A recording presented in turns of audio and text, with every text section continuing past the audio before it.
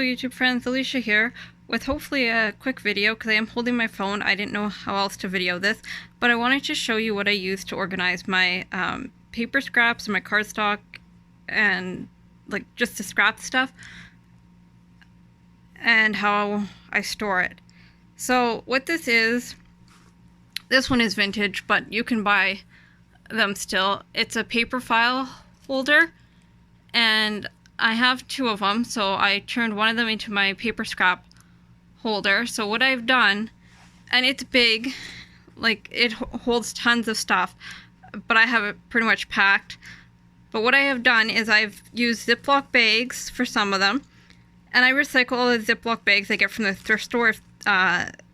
Different things I buy come in Ziploc bags. I don't buy Ziplocs.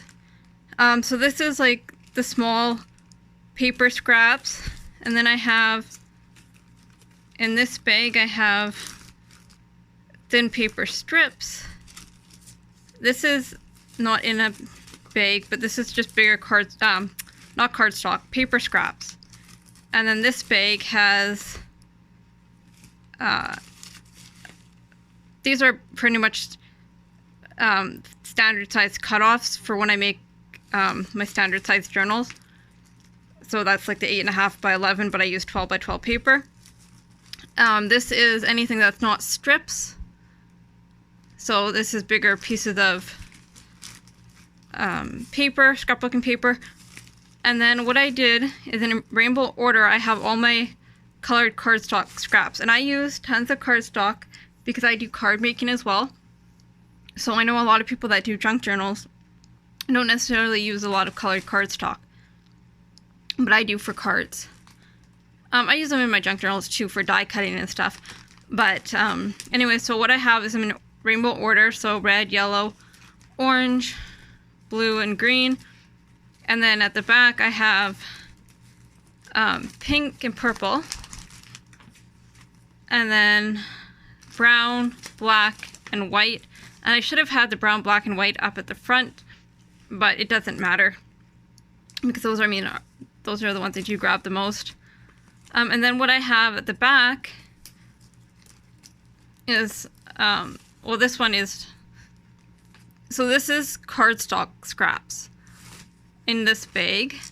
And then back here is cardstock sheets that are mostly scrap. I mean, some of them are pretty large, but I do try and separate them out from my stuff that is just a complete full sheet, because then when I want to grab something, I don't have to worry about, oh, did I have that in a partial sheet and not cut into a new sheet. That's the only reason I do that, and so I don't waste multiple sheets in case there is something I would need, you know, like a full 12 by 12 for. I don't want my 12 by 12 all cut up. And then as you can see, I have a bunch more space back here, but it's not going to expand too much further. So I'm going to add, I think, my decorative paper to the back as well. I don't know. I don't want to rip this thing. And you can see, I'll show you from the side, it is pretty stretched out. But it doesn't stress it out too much because I keep it in this tote. And this is just a stackable storage. And you can hang hanging files on it. So I have these in there as well. And what this is, I don't know why that's in there. Just a second.